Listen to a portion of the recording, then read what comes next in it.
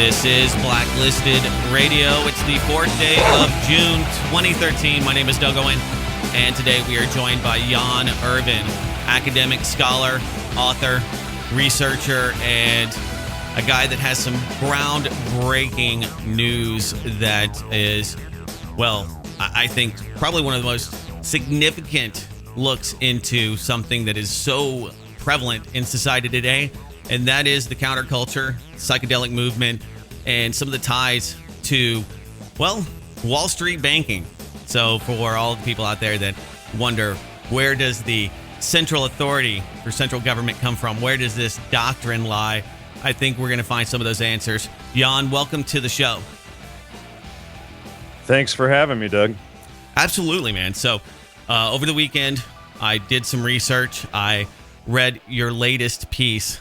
The story is riveting. Manufacturing the Deadhead, a product of social engineering, by yourself, and you co-authored this with Joe Atwill. And I did this experiment. I tried to read just about everything that you laid down for me, and I was pretty impressed because the Bohemian Woe is a hell of a read. I spent almost all of Sunday evening going through this so that we could really look at this in a multitude of facets. But let's just start with Gordon Wasson, your research into John Allegro, and of course, Gordon being this critic, heavy critic of John Allegro. This drew attention from you towards his work, and it began this search. Sure. Well, you know how that started, way back in my late teens, early 20s, I used to hang out a lot. I was very close friends with Jack Hare, the father of the hemp movement, for about 18 years. I even threw dirt on his grave and all of that. And, he was back in my late teens, or early 20s, he first turned me on to John Allegro's work. And he had spent a lot of time, about 8 months going through Allegro's citations, and he always told me, you know what, they're correct. I don't care what all of these people say. And, so as I started going through Allegro's research, years later, after he was no longer really able to stay in the research due to a stroke, I sort of started following along on some of the themes that he was saying. And I guess for the listeners, let's just tell everybody who John Allegro is. Sure, and I was just about to get into that. But John Allegro, he was a famous Dead Sea Scrolls scholar, and he, in 1970, came out and wrote a book called The Sacred Mushroom and the Cross that claimed that Judeo-Christianity was based on essentially fertility mushroom rituals, and he essentially became the laughingstock of the academic community. A lot of people claim that this actually caused him to lose his career, which it hadn't, and we cover that in the research as well. But he became the laughingstock of the academic community, and pretty much what happened was the focus of the attacks were on him and not at all on his research. And so as I began... Well, let me just go back a second. Because he dared question the Delphi Sure. technique consensus because of the research that or conclusions that he came to because of his research. They were not in line with the rest of the scholars. Essentially, it's, when you want to disprove and attack someone, especially in the media, you don't ever address anything they actually say. You just attack them, and most of the people will go along with that attack. If I call you a commie or a homosexual, or say, you know what, Doug, you wear pink shirts on Fridays, most people will say, oh, okay, well, that's a good reason to not listen to this guy, and never look at the research itself. I mean, you can say the person is a Christian or whatever, a conspiracy theorist. It doesn't matter. This is the way that you get 70% of the population to sit there and go, oh, well, he's a XYZ, so therefore I shouldn't listen to anything he says. And it's just a distraction method to attack the person. So, back in 2004, I wrote to John Allegro's family, and I got in contact with his daughter, and he and his daughter and I started working together. And, so by 2008, I had pretty much gone through all of the research and arguments against Allegro, and the main proprietor of these arguments was a man by the name of R. Gordon Wasson, who is the so-called quote-unquote discoverer of magic mushrooms. And he was the one who discovered them in Hualta de Jimenez in Oaxaca, Mexico, and it was published in May 1957 in Life magazine. So this guy, Gordon Wasson, in the Times Literary Supplement and out of London and other places, just goes on this big public tirade against Allegro and essentially doesn't really address anything in his work. He just, goes into a lot of these ridiculous attacks against Allegro. But interestingly, myself having known Jack Hare, well, Jack Hare told me that in the early 1980s, he had called Gordon Wasson to talk to him personally why he didn't agree with Allegro's work, because Hare was going through it point by point. And he says, I actually relied on a rabbi and a monsignor to review the book for me, and I actually didn't read it myself. And they reported back to me that there wasn't a single word of truth in the book whatsoever. And so this guy, Gordon Wasson, had been attacking Allegro for 16 years in the media and in the press over a book that he hadn't read. And then later on, Professor Carl A.P. Ruck at Boston University, who actually co-wrote a couple articles with Wasson, I've had him on my show a few times, Wasson admitted to him as well that he had never read Allegro's book. So here, we have a professor and the father of the hemp movement that Wasson both told he never even read the work. So in writing my book, The Holy Mushroom, I really got familiar with the styles and, the way that Wasson used fallacious arguments against people, although at the time I hadn't yet come across the trivium and I didn't have the specific names of all of the fallacies memorized so that I could just name them. But I learned how to spot the fallacies regardless. And then sure, that it was seems that that book there's an agenda. pointing all that out. Right. I mean, this guy's going really out of his way to demonize and to attack the character of Allegro rather than even so much so, Doug, that there was enough material to write a whole book on. Wow, that's a heck of a stretch. So you see, the agenda is more than obvious, and I'm sure that's what kind of raised your eyebrows. Sure, but back in 2006, I was working on an article with Michael Hoffman on John Allegro and Wasson and the whole debate over the plain coral fresco. And, going through all that research, I just started taking all of Allegro's claims and his original citations, and I would put them side by side. And then I started going out to the universities and libraries and getting the original primary text and seeing what it said. But one thing that I realized is time and time again, Allegro's citations checked out. And then what happened is, as we kept going, we realized that time and time again, all of Wasson's attacks were faked or were lies. And so this began revealing the whole agenda, and this is what put me on to researching Wasson's background. And then, when I republished Allegro's book, The Sacred Mushroom and the Cross, in 2009 with his daughter, one of the things that I wrote in a footnote in the foreword to the new edition was that Wasson's background needed further investigation, because he's, making all of these outrageous attacks and supposedly sending Allegro's financial information to investment firms and doing all of this weird stuff that is just, really outside of the bounds of, a so-called small-time banker who's just a hobbyist ethnomycologist studying mushrooms. Right. And so while he's not being paid to attack Allegro, he is spawning the modern or the 20th century interest in hallucinogenics. And that's exactly right. Okay, so let's go there. Well, okay, so, essentially what happened is Allegro was bringing attention onto Judeo-Christianity having used these methods, and they didn't want any attention on Western cultures and religions. It was okay to talk about the Native Americans, South Americans, the Rig Veda and the Hindus and the Brahmins and any of the other groups, but you don't talk about Judeo-Christianity or anything affiliated. So there were all of these attempts to steer the conversation completely away, and that's why they were attacking Allegro. But I years ago I started finding these contradictions in Wasson's storyline, seeing some artwork in a bookstore up in Chico, California.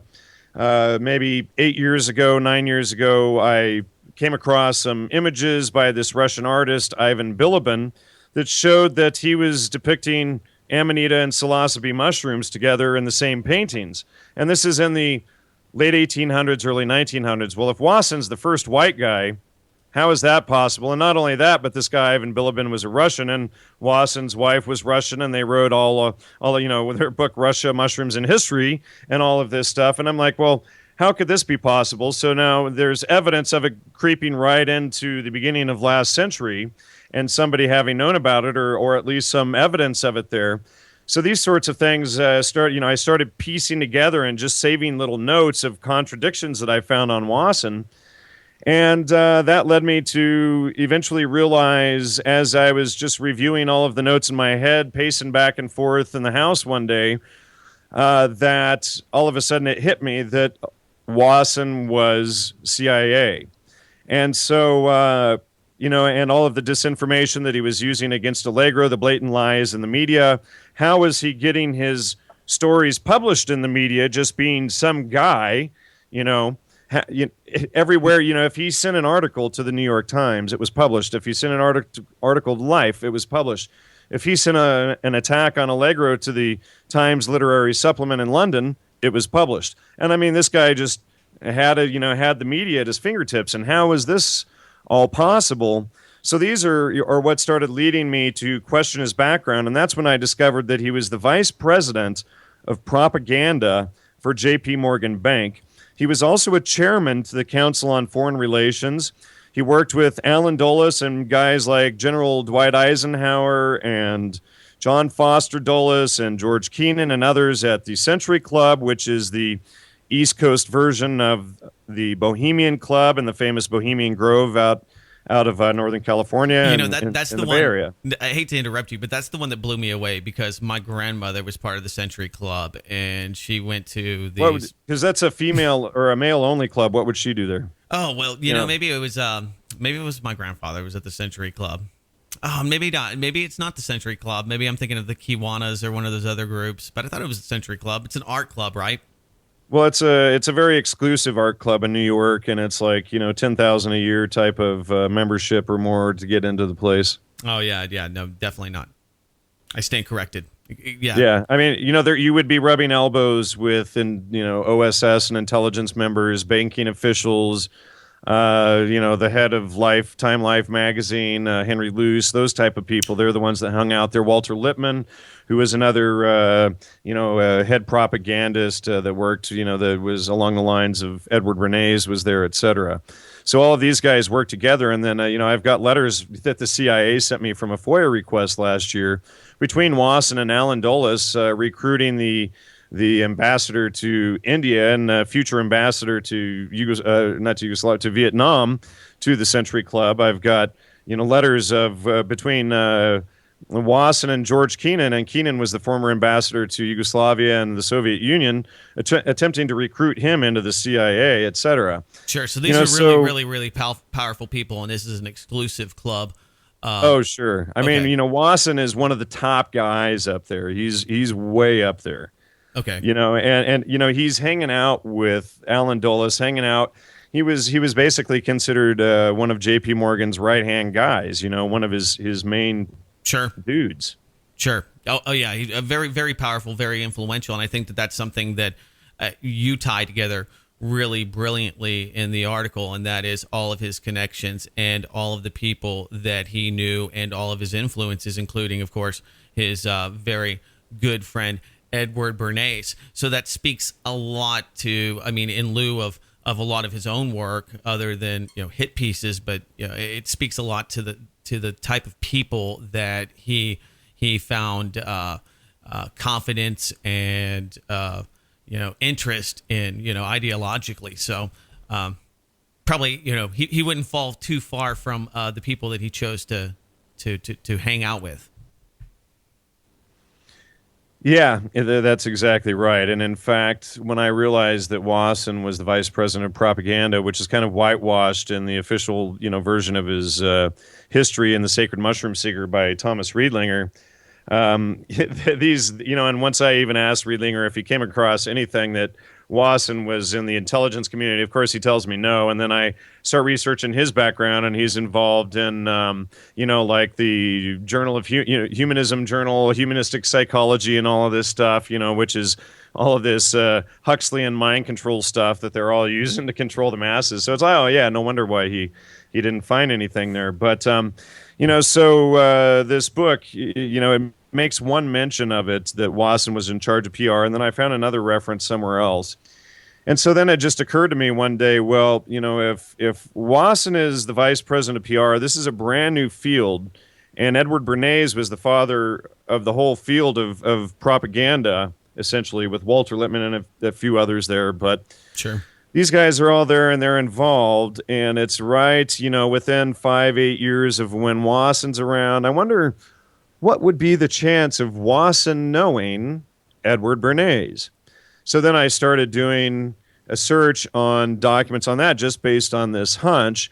And then at the U.S. Library of Congress, I found a letter that a propaganda piece, essentially, that Edward Bernays was writing for Wasson, tucked in the Edward Bernays archives at the U.S. Library of Congress. Wow. And in this letter, he admits that they had at least a 10-year friendship. Oh, well, not just that, but I mean, in your article, you highlight the gushing compliments that Bernays gives Wasson. So, I mean, and if you're doing work for somebody else, I mean, that says a lot. I like a lot of people. I have friends that are good friends, but to do free work, to actually do their work for them, you have to be. Sure. That's let's get the father of propaganda to write us an endorsement, eh? Says a lot. Says a lot about. It says a lot, right? Exactly. And not only that, but he's working again with Walter Lippmann and these guys at the Century Club, and I think Edward Bernays was there at the Century Club as well. And I've been digging around looking for something on that as well. But they're all just so tight-knit there. Alan Dulles, all of these other guys are right there. And I've got probably 50 or 60 different letters. I've even got a letter where Wasson and Alan Dulles and these guys, or actually Alan Dulles and George Keenan, I think it might be, are talking about the recruitment of Lefty Lewis into the Century Club. But I've got their letters recruiting Keenan and Walter Lippmann and all of these other guys. So, the Century Club is clearly a key organization behind all of these guys. And then, interestingly, I got the librarian at the Century Club to send me an audio that Wasson had presented on mushrooms to the Century Club. I think it was in 1970. And so I got the librarian at the Century Club to send me a copy of this recording. Wow. And right at the beginning of the recording, we hear the president of the Century Club talking about how Aldous Huxley was also a member of the Century Club. So right there we have primary evidence from the president of the Century Club at this lecture that Wasson is giving during the introduction, right before Wasson takes the stage, talking about Aldous Huxley's membership there, which of course ties him directly to Alan and John Foster Dulles, Alan Dulles being the head of the CIA, etc. It's interesting to note that because Wasson and his interest and research into psychedelics kind of parallels some of the work that Aldous Huxley was doing, and that was looking at a chemical revolution, a brave new world, the sedating of right. the population. And so that's a really interesting aspect that many people don't remember, the history of the United States. We used to have eugenics laws. They used to sterilize people up to I think it was 74 in North Carolina. They were still sterilizing black women. So these ideas, though some people listening to this may think, oh, well, that's outdated. Those are old, crazy things that the CIA and all these wacky guys were doing. Eugenics is alive and well, ladies and gentlemen. Absolutely. And I think that we definitely have done a good job just to kind of look at Gordon Wasson. But let's sure. Talk let me just Go ahead. Let me just say real quick, and maybe this is where you're just about to go, but Aldous Huxley's brother, Julian Huxley, was the head of the British Eugenics Society. He was the first president of UNESCO, selling all of these eugenics programs in Europe and England, etc. He was one of the founders of the World Wildlife Fund. So he's one of the key guys behind this whole thing that's now Agenda 21. And of course, then he's writing the books where then Aldous Huxley takes all of this stuff and he's writing the novels, which is all being sold out of the Esalen Institute up in Northern California, which is now headed by Michael Murphy today. And as far as I can tell, in my opinion, Michael Murphy is the one who is heading all of the modern MK Ultra and Fourth World Wilderness programs today up there out of Esalen. I mean, as far as I can tell, the guy is just one dirty SOB, to use an intentional ad hominem there. He's tied into the, Lindisfarne Association with Gregory Bateson and with some of these other eugenicists, etc. And so, and it just all roads lead to Esalen, and from Esalen to Wasson and Huxley and the Century Club and Alan Dulles, etc. Wow. Okay, so I think a lot of people probably don't know nearly enough about Gordon Wasson or who he was, and I had no idea that he was this influential. I knew about Timothy Leary being, one of the big progenitors in the psychedelic movement. Sure. I knew about. Let me interrupt you on that point. Guess where Timothy Leary learned about magic mushrooms from? Well, that was my point exactly. So you have a triad. You have Terrence McKenna, Timothy Leary, and I'm trying to think of the other guy here. I was just looking at him, but actually a lot more than just three people that were very, very influential, and all of them were heavily influenced by Gordon Wasson. Right, exactly. And in fact, if you look at it in Aldous Huxley's book Brave New World, he's talking about this wonder drug soma. Mm-hmm. That they give to the populace to keep everybody dumb and in control, right? Well, then Wasson publishes in 1967, 68, whatever it was, he publishes the book Soma, arguing that the Rigvedic Soma was the Amanita muscaria mushroom, right? So, and then Wasson and Aldous Huxley are hanging out at the Century Club together. And so, I mean, mm-hmm. It's like, oh, okay, wait, they're hanging out here together, and then one writes this book, and the other one came up with, oh, I see. Ha ha ha! Very funny, And right. It's not just like that once, but you see this sort of thing popping up all over the place. It's like Terrence McKenna talks about how he renamed the New Age the Archaic Revival because it reflected its association to the Dark Age and the start of the Renaissance better than New Age did, right? Well, all of this. I was just going to say all of this evolution that they're selling in regards to the New Age movement, et cetera, it's actually a return to they're trying to recreate the Dark Ages, and they're selling it as evolution, if you can believe that, and this is what the whole New Age is bought into. Well, and that's all about, time wave zero, looking at neo-feudalism coming back, sure, and these cycles. I've been doing a lot of research into... Sure, well, guess what? Guess who came up with the idea of time wave zero before Terrence McKenna was using it? It was a CIA spook, wasn't it? Or well, was no, it was...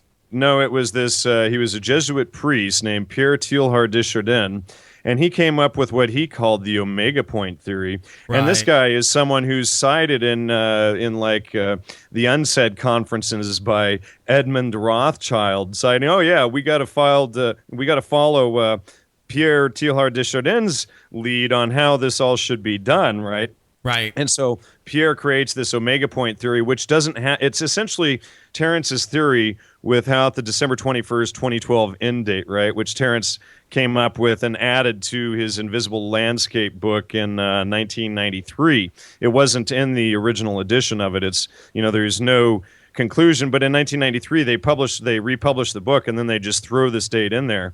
But the December 21st, 2012 Maya connection comes from the CIA agent, Professor Michael Coe, who is a professor at Yale. He's up in Northern California now. Right. And in fact, even recently, Daniel Pinchbeck put out a documentary on 2012, and he's got, Professor Coe in there. He never admits that Coe was CIA. He never admits that Coe was the guy who came up with this nonsense that he published in his book, The Maya, in 1966, and then republished it subsequently in other books since then. So he's publishing this same idea. Then we see it get picked up by the TV show In Search Of, and then they put it out in season 2, episode 4 on the Maya. And then we see Terrence McKenna, Jose Arguelles, and Ian Lungold, Daniel Pinchbeck, Laura Eisenhower, and the whole rest of them pick it up and run with it. So right. So have you been lambasted by all of the new agers for daring to question Terrence McKenna and the fact absolutely. that just think about this, people. A CIA agent actually picked that date, and so you can create.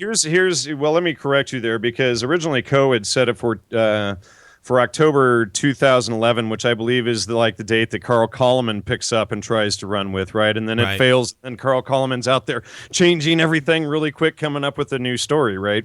And then, so that doesn't happen, but Terrence McKenna sets it with the December 21st, 2012 date, and which, of course, is on the winter solstice and all of that stuff. So the politics of creating the end date for the world.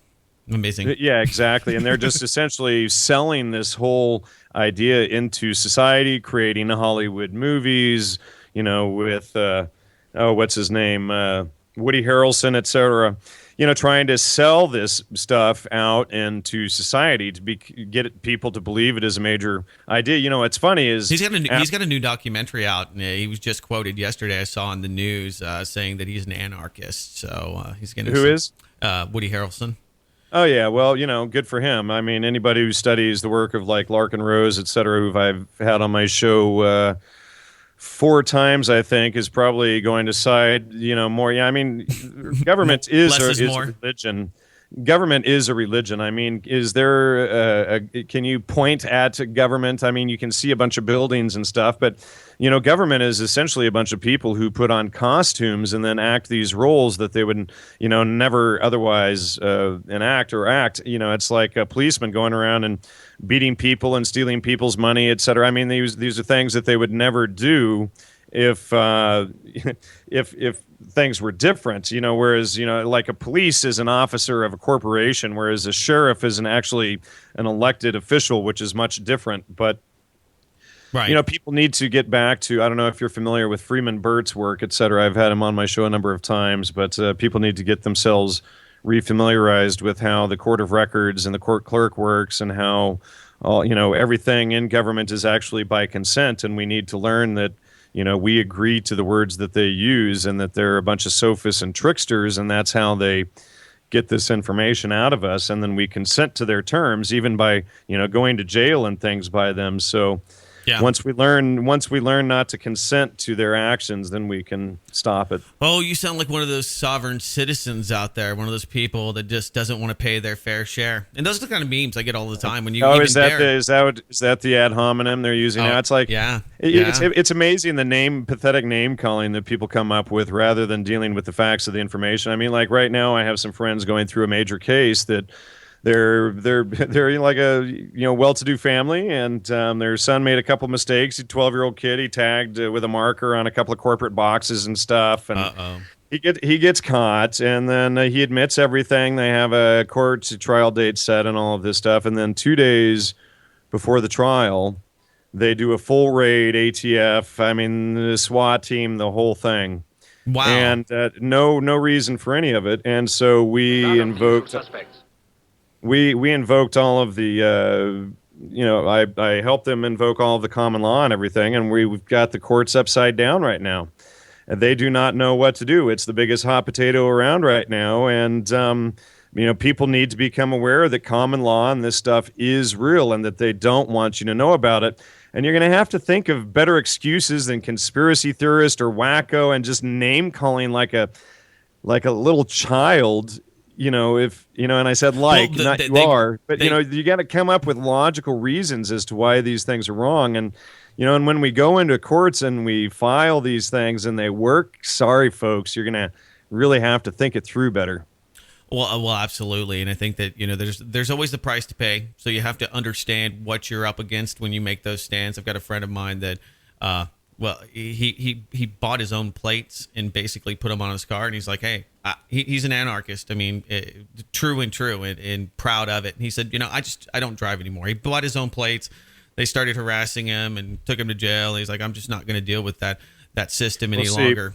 Let me explain something to you, a message you can pass on for your friend, because through Freeman Burt's work, what you'll understand is that it's imperative to always file a counterclaim against whatever they're claiming against you. Mm-hmm. And you can cite the law. I mean, see, here's the issue is that, that they can't regulate our travel. They can only regulate vehicles and drivers. A vehicle is a commercial thing that's transporting goods, and a driver is someone hired to do that. Right. If you're a traveler driving, riding in a horseless buggy or a car, you do not abide by their terms. So you agree to the terms that they use. They cannot regulate travel. And so your friend could walk into court and he files a counterclaim against them, showing them, hey, they have to show me how they have jurisdiction over travel and not over commerce. I was not doing commerce, so therefore they have no justification to interrupt anything that I was doing. And then what you do is you file a counterclaim against the officer involved for being a highway robber, holding you essentially at gunpoint under duress to sign this thing, right? And, It's like these corporations, the cities, the counties, the states, et cetera, these are corporations, and people need to be clear that just like you don't let McDonald's kick in your frickin' door and steal your family and kids and do all of this stuff at gunpoint, you don't let the corporation of San Bernardino County or what the hell ever it is kick in your door and do the same. They only have jurisdiction over the employees of the county. And they trick us into believing that we are under their jurisdiction. The only real law of the land is the court clerk and the sheriff, who are elected. And then even the judge is under the court clerk, and the judge is just a dog and pony show. Right. So they want everybody to not realize that that the sheriff is the real law of the land, that everything is done by consent. And that a police officer has, a police officer, what is an officer but a member of a corporation? Okay. Right. They're not an elected. A police chief is appointed. He is not an elected official. So therefore, other than in the corporation and the people employed under him, he has no jurisdiction. So they create the illusion, it's like firearms. You agree to this term firearms. They can't regulate arms. They can only regulate firearms. So if you get pulled over and you agree that you have a firearm, that's when you get in trouble. Right. If you have an unregistered firearm. But if you show that, hey, you know what? I don't have to register an arm. It is my God-given right. As it says, in the Constitution, these, all these things are given. I forget the exact words right when I go to say them. But they're unalienable. They're self. Yeah, exactly. But we get where this is going, and these are inalienable rights that they can't take away. So what they do is they trick us by subterfuge wording to give up our rights, and then we consent to their arrests and their fines and their taxes, etc. So unless under common law, though, unless your neighbor or whomever can show that you did physical damage to him or his property, then there is no crime. You can always invoke common law when you go to a court, and if the judge says, well, you're in a statute court and you can't invoke common law here, do you want a week to get your stuff together?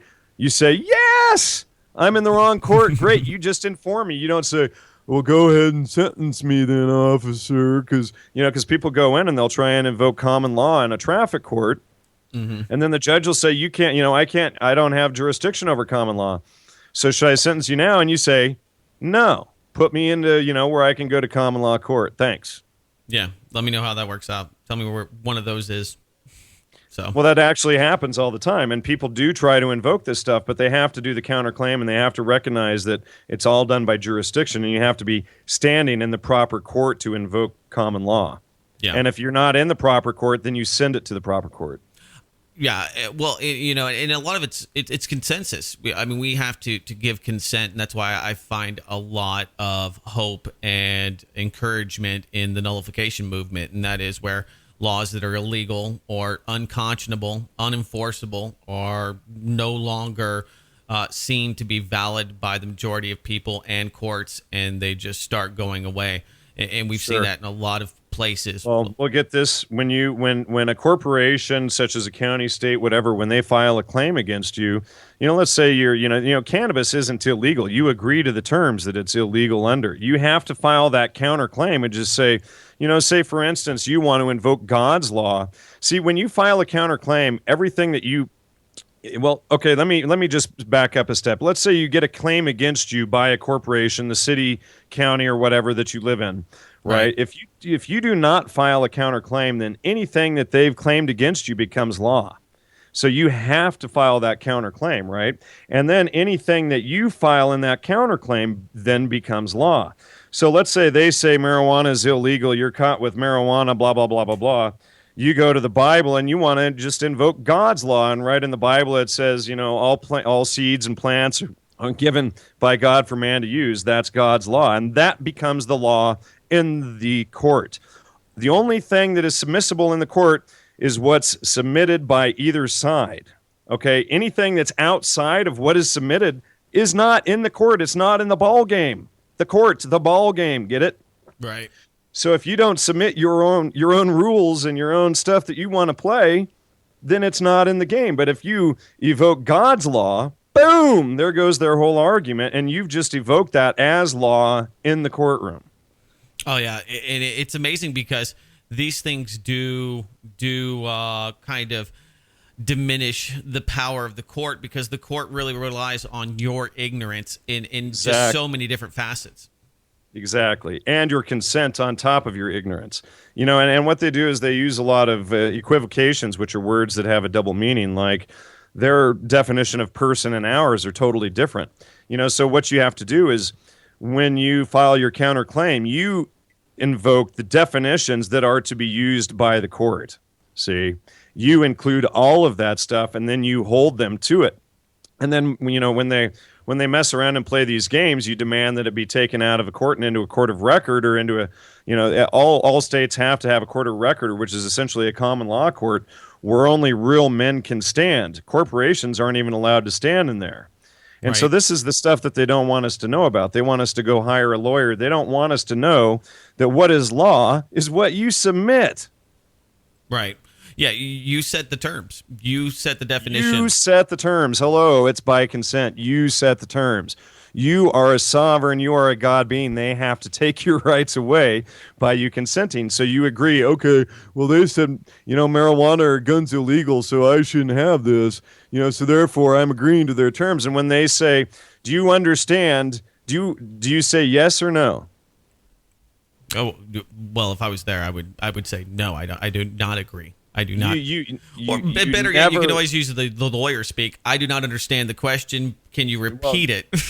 Well, it doesn't even matter. You never, ever. See, because it's their game and their rules and the nonsense hocus pocus magic that they've created, right? And we don't understand all of the nonsense that they've created to fool us and trick us. So why would any sane person ever say that they understand any of that stuff? Under no uncertain terms do you ever say that you understand it. And then you file a counterclaim saying that you don't understand, and then you submit your own laws and rules in the counterclaim.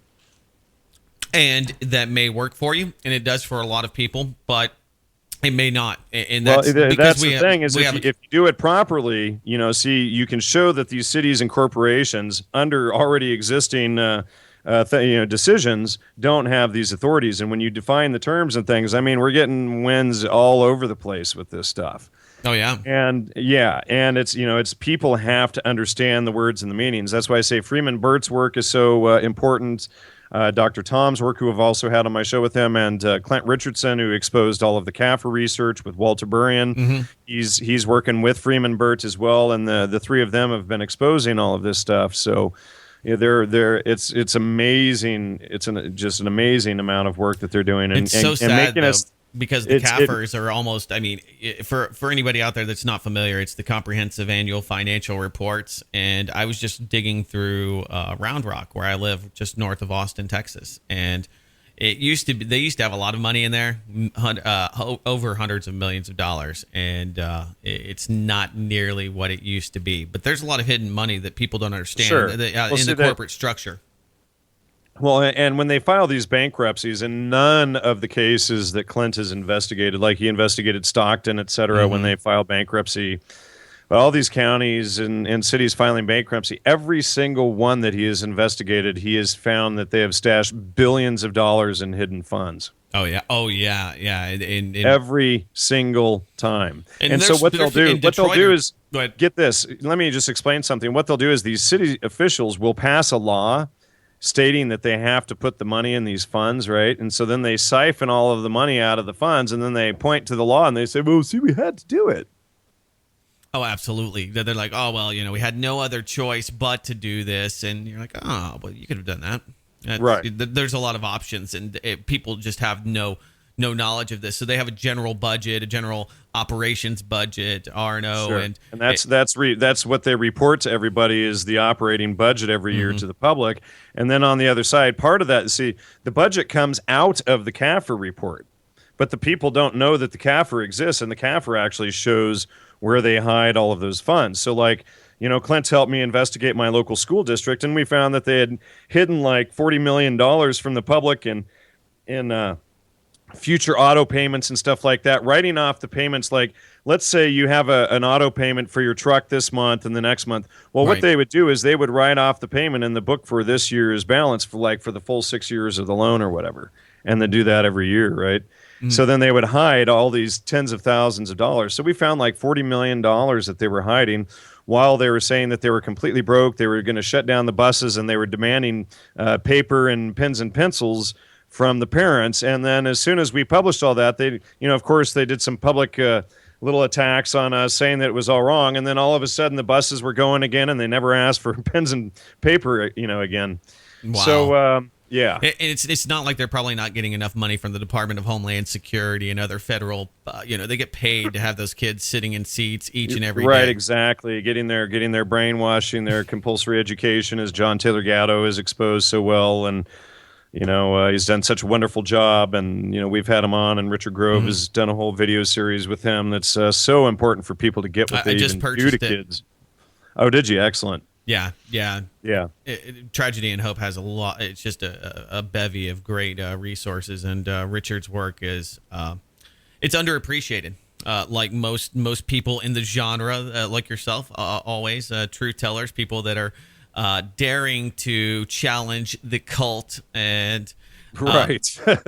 it's amazing. I mean, this article. Don't confuse me with facts. I've already made up my mind. Well, Well, I was just gonna say, how many times I hear that the whole thing with the CIA and all was they were just dupes and idiots, and it's like they actually think that they're so conditioned to believe that the CIA and all of these people are just totally stupid and incompetent, and so then therefore the only logical reason or answer that they could come to is that this whole thing was blowback and that all of these agents were dupes. But this is all of these things aren't based on any evidence or documentation whatsoever. And it's constantly repeated and regurgitated endlessly by experts and by, daily emails that I receive. Well, you're wrong because this was all blowback, and these CIA agents, they're just dumb, man. And it's like, well, I'm sorry, but that's contrary to all of the documents and things that they actually wrote and said that they were doing, which Right. you might want to study. And none That of even the seems people- worse to me that we would have people in secret shadow government that are that incompetent. They have no idea what they're doing. You would hope that well, yeah, there's that point too, but and that's the image that they sell with guys like George Bush, et cetera. They just want the people to think that these guys are just totally stupid and incompetent, and meanwhile, what better way for the predator to hide than behind the fool, right? Right. Well, absolutely. George W. Bush did a fine job hiding the Cheney legacy and all of the. He was just a PR guy, basically, and Right. and now has admitted as much.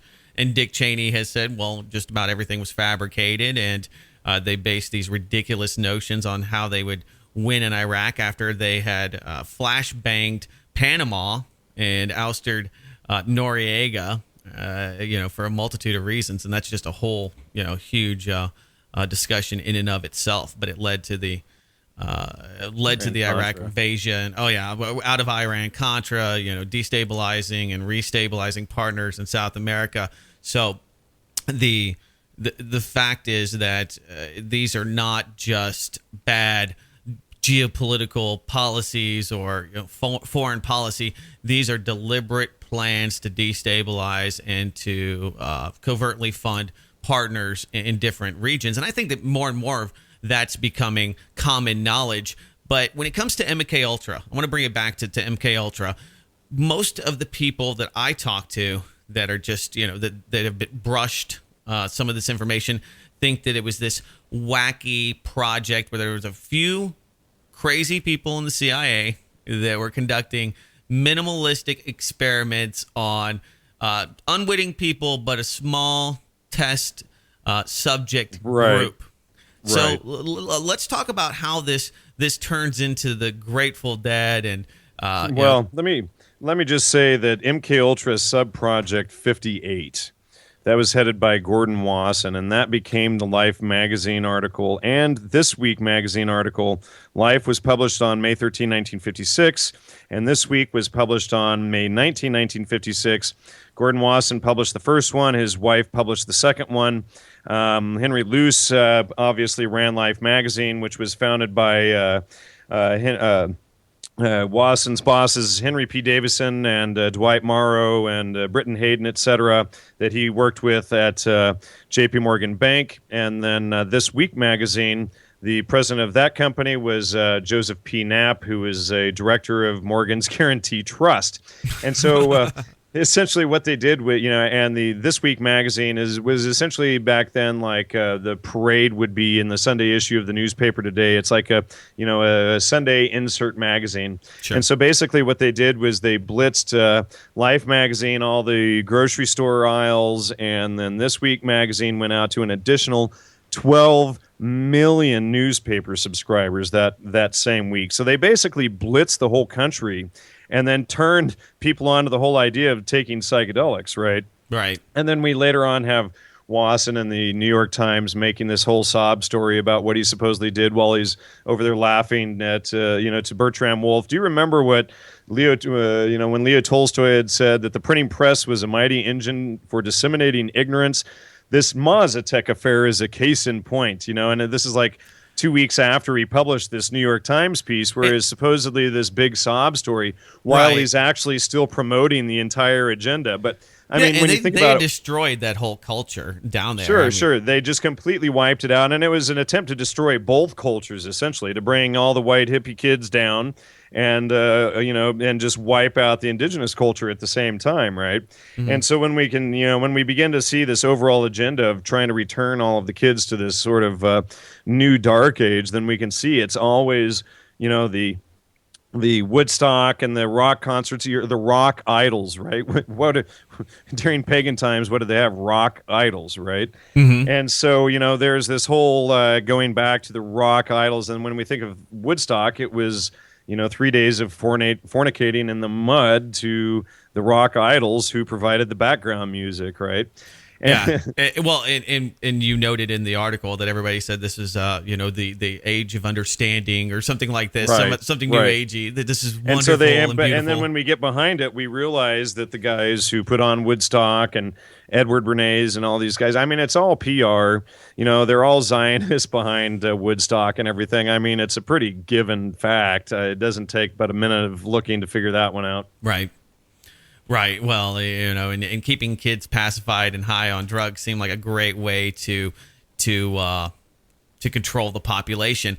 I think it's interesting though, and you mentioned this in the article, and that is that looking back retrospectively, that this may have been a waste of really just resources and time, because it's much easier just to influence the influencers and those people rather than trying to mass hypnotize. That's what Terence McKenna argued, was that if Aldous Huxley had lived another 10 years, things would have been much different, And it's like, wink, wink. Aldous Huxley is really running the whole show, which, you read his book Moksha, And in there, he's getting intelligence information from guys like Dr. Andrej Puharic, who is at the Edgewood, Maryland chemical or Army chemical division there, Right. and collecting psychoactive compounds for MK Ultra and the Army, etc.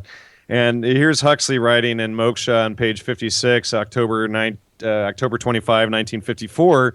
He's writing right there about first Gödel, this Egyptian scientist who, in other stories, if you follow up, you realize that he actually put on a doctor's coat and went to Egypt and did rounds with this doctor and pretended to be a doctor, and they gave this doctor mescaline, and they followed, well, not the doctor, they gave this doctor mescaline to administer to his patients, and then Huxley, pretending to be a doctor, followed him around in his Egypt hospital.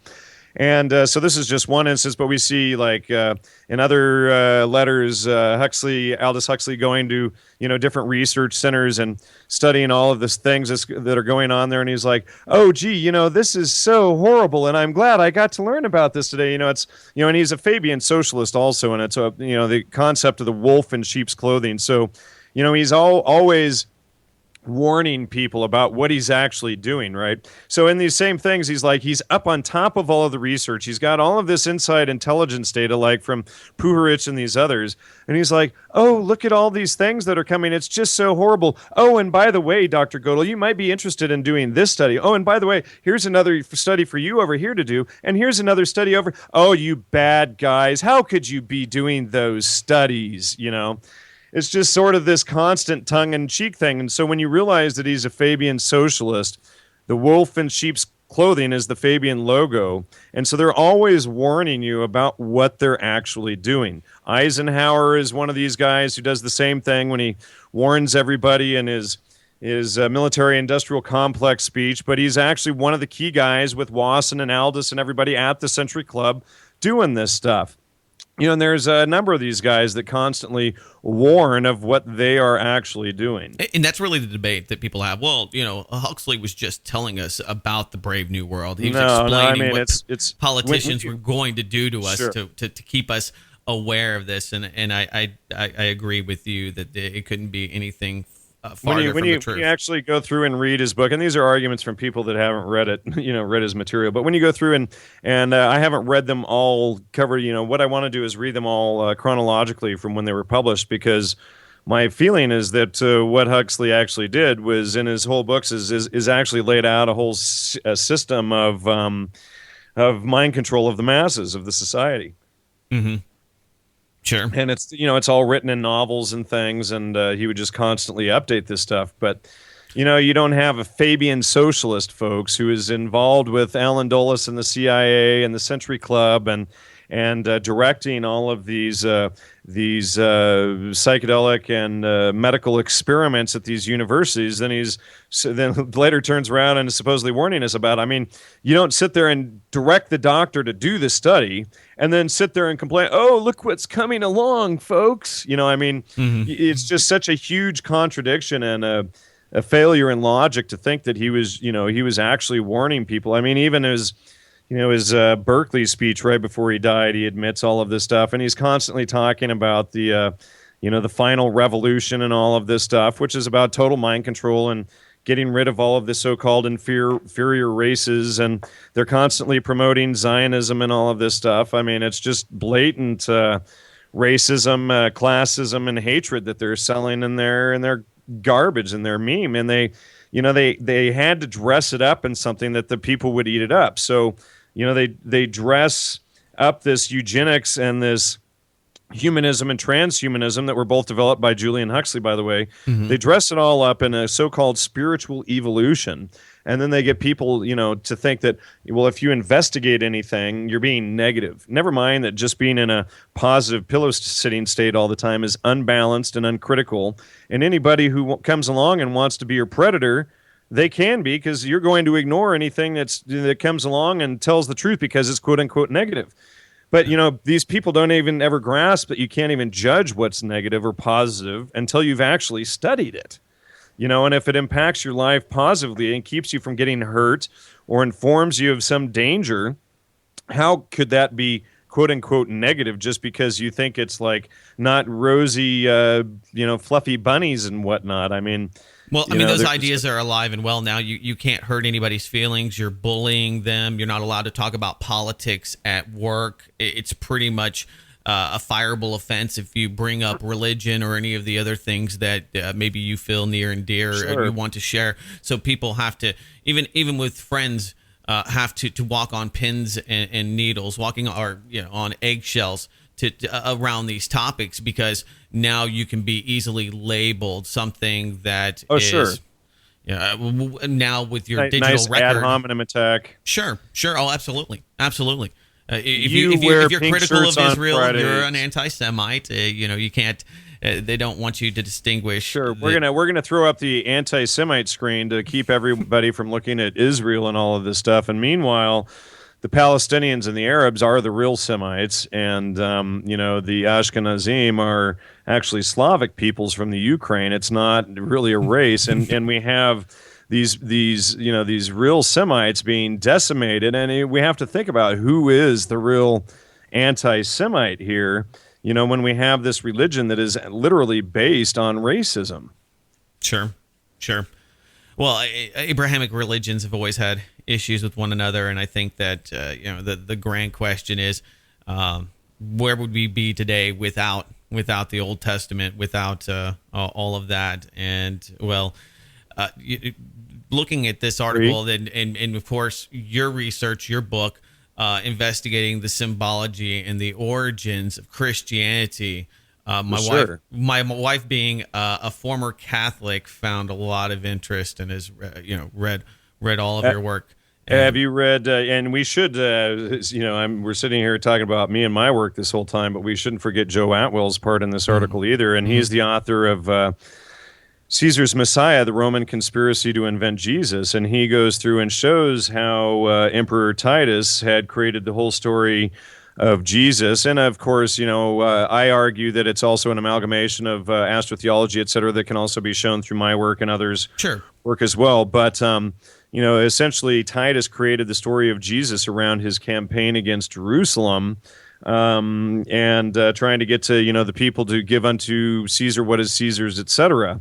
And so a lot of this is actually, a sort of, retribution for all of humanity for what emperor did 2,000 years ago, if you can believe that nonsense. Talking about an appeal to guilt by association, or your children's children going on forever. It's like they're all damned for what this guy did, who wasn't even related to your family or your country. Right. Or, we don't even know if that guy was real. That was thousands of years Titus ago. was real, but certainly Jesus. There's not a whole lot of evidence that Jesus was real. That's for sure. I mean, people who believe in the religion will argue, how can he possibly say that? That's crazy. But try and look unbiasedly for evidence. And the onus of proof is on those who believe and not on those who don't. And, they've been trying to come up with evidence to prove that for 2,000 years. But once you get that the story is based on Emperor Titus's campaign against Jerusalem, then you suddenly realize, okay,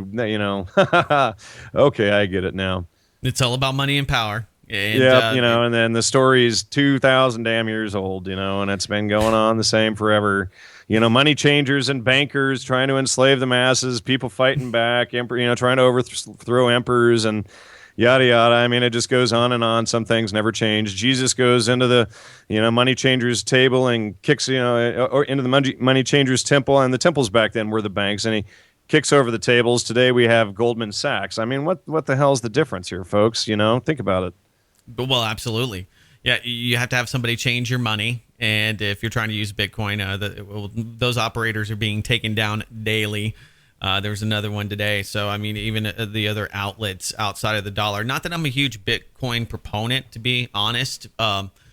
It's pretty notable that there's more focus on small operations rather than banks like J.P. Morgan. But I mean, if you go right back to Gordon Wasson and his job almost 90 years ago and where we're at today, I mean, it's very telling why we see the world, and of course the norms, the societal norms that have have Now, come about. now you can look back and you can go, oh, that's where that idea came from. Now I can see the whole progression of it, So we need to go to this Gordon Wasson church here at Harvard and go check that out. That might be interesting. That's a chapel, right? Yeah, and it's supposedly right across the hall. I've heard from two different professors. It's right across the hall from the Wasson archives there. It's not the same thing, folks, so don't think I'm confusing them. But yeah, there's actually supposedly a chapel there dedicated to worship or whatever of Wasson and this whole damn religion that he's created. I'd like to get my hands on the guest list, though.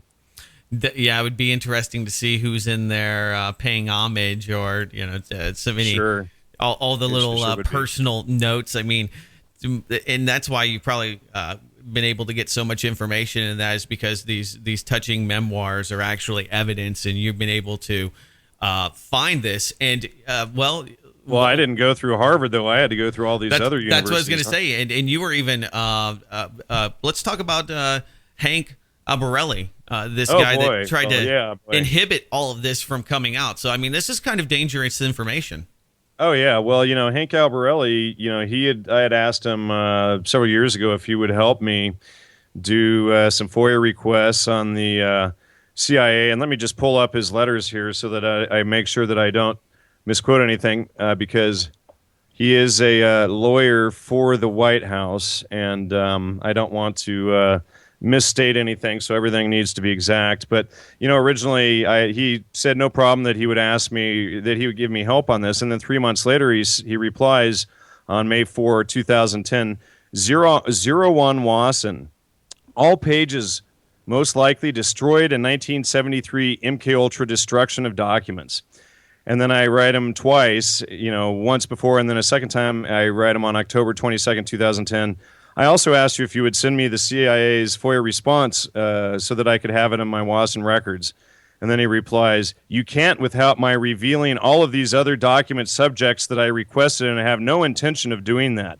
That simply was not part of our agreement and is a bit more one-sided thus far. And he's just like, so basically, he doesn't want to share the information he may have with you. Right, and then in February this year on Facebook, he starts publicly attacking me, calling me a neophyte for getting a response from the CIA within 90 days. But if we look at the dates here, I asked him for help on like February 15 or 16, 2010 for help. He says, sure, first thing we need is an obituary on Wasson from a major newspaper, and then I can do the rest for you. And then on May 4th, which is within 3 months later, he replies 0 on Wasson. But then he's criticizing me for being a neophyte when he got a response himself. But I think that he knew that the documents were there, and I think that he intentionally tried to mislead me, because the documents were from 5 weeks before Wasson's Life magazine article, and there's 3 or 4 letters there directly between Wasson and Alan Dulles. And he claims that he couldn't send me the CIA's response because that would reveal all of the other FOIA requests that he did and what he was asking for. But the CIA actually responds to each FOIA request individually. Okay, so this wasn't something that was packaged. Right, it's not a package deal. I mean, even if they send you one envelope in the mail, it's going to have 4, if you file 4 FOIA requests at one time, they're going to send you 4 different pages responding to each single FOIA request individually. Even if you filed, on one page of all the, and you actually file them individually anyway, but they actually do respond to each single one individually. And so, the whole foundation of his argument is, just from my own experience from working with the CIA, et cetera, isn't true. But, he was a lawyer for the Carter administration when a lot of this shit was going down at the White House. Right. So, it's just, to us, it's more of this evidence of, let's sacrifice these older parts of the operation to keep the concurrent one and all of the neo-feudalism and the Wasson-Huxley stuff covered up, because that's the real agenda. If we can keep people thinking that it was just the Frank Olson murder and some, like Operation Midnight Climax up in Frisco, or, a couple of guys jumping out of buildings and stuff, if we can keep people thinking it was just this and this fringe heretical group within the CIA, rather than grasping that this is probably, with Miles Copeland, Stuart Copeland's father of the band The Police and everything. When you get into the article, we talk about this, but I think this was the entire whole damn agenda of the CIA in the first place, because Miles Copeland is right there, and then his son Stuart Copeland, the police. We have, right there. There's Sting promoting 2012 and all of this stuff, and Daniel Pinchbeck's film. I mean, Right. the CIA and the ties to the psychedelics and all. Wasson and Huxley and the Century Club and all of these different things. I mean, if you just step back and look at it all, it's like, it gives me a serious question to think maybe this is what the CIA was created for. And when we see that, what was Jay Stevens' comment? Let me pull that up real quick here. Jay Stevens says, and this is in the introduction of the brothers McKenna's book, The Invisible Landscape. Dennis. Jay Stevens, the author of Stormy in Heaven, he says, our appetite for simplicity has caused us to compress the chaos of the 60s into one monolithic youth revolt. But there were two philosophies then about the revolutionaries and how the world might be remade. One path endorsed by political power and using the advantage to raise consciousness and save the world. The other path proposed to an attack on consciousness itself using a controversial but soon outlawed family of psychochemicals, the psychedelics. So right there in the introduction of the book, Jay Stevens is admitting the whole agenda. But let's look at this again. Here we see the CIA is promoting this agenda, the whole MK Ultra agenda, and then we have the other one that's the political agenda. Right. Who got assassinated during all of this, and who, like Wasson and these guys, like I pointed out in the last article, shows up 22 times, but Wasson in the JFK investigation and all of these other guys surrounding Wasson. But by Jay Stevens' comment, is it possible that they took out Kennedy because he wanted to shut down the CIA, because Kennedy and the political power wanted to raise the consciousness up, whereas these guys wanted to suppress him and return him to a dark age? Well, it could be one of many, many reasons. There was a lot I'm just sure. throwing that out there, folks, Sure. it's just one more piece of the puzzle that I don't think has been seen before for people to chew on.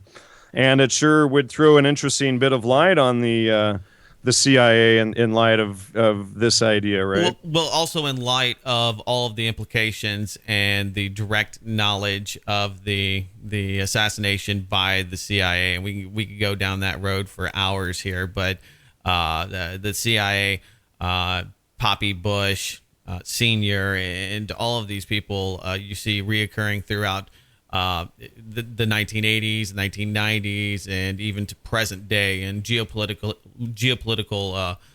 significant positions of power in not only State Department, in the military, in the executive branch.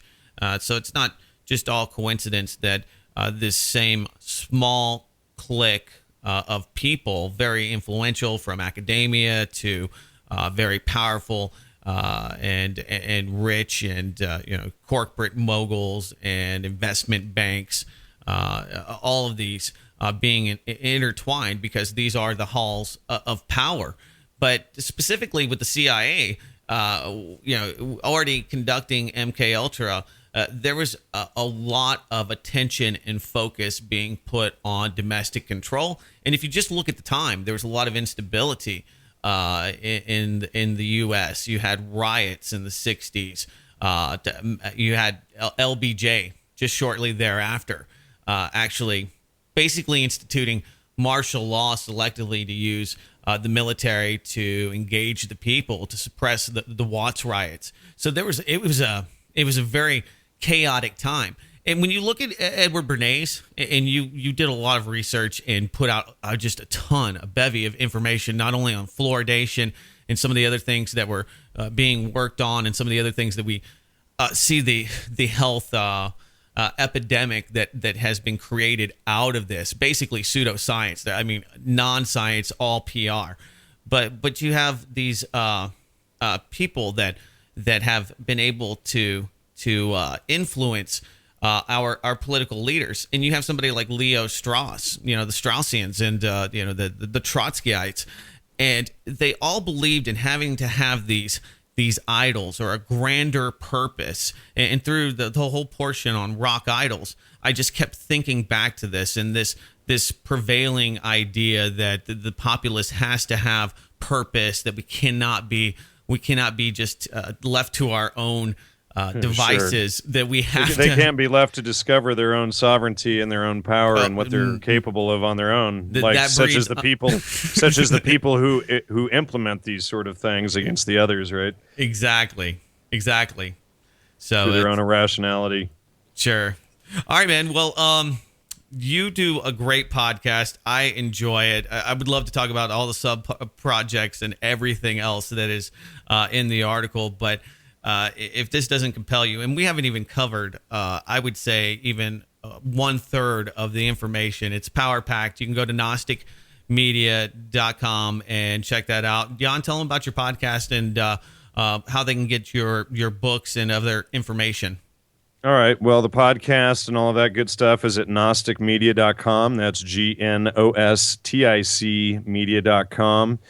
And it's a listener donation sponsored show, except for the, few sales that we get from the website and stuff, and people getting a membership to download the archives and whatnot. And but it's all pretty much up there. I also run triviumeducation.com, and I run johnallegro.org.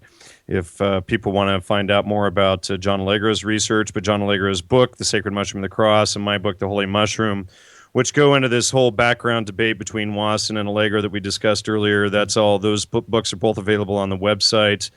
And all of my podcasts and papers and everything I put up there for free. The podcasts are all free for 3 months. And then to fund future research, we charge for them after 3 months. Very cool. Very cool. Well, yeah, next time we'll have to get into the trivium and break that down. I've got a bunch of questions that people had submitted that I definitely wanted to pose to you. Well, sure. Well, why don't next time if you want, why don't we schedule something in the coming weeks, and then we can try and get some stuff that we missed this time. Absolutely, yeah. There's plenty of topics and issues that you cover and I do as well that definitely I know that more and more people are appreciative of, and I wish you continued success, and I look forward to doing it in the future. Jan, thanks a lot, man. All right, Doug. Thank you, and likewise. All right. That was Jan Irvin right here on Blacklisted Radio. I want to thank Jan. Check out his website, gnosticmedia.com, and you can continue the conversation. We'll be back Saturday morning, 10 a.m. Central Standard Time for the live edition, 2-hour podcast, full length. And until then, take care.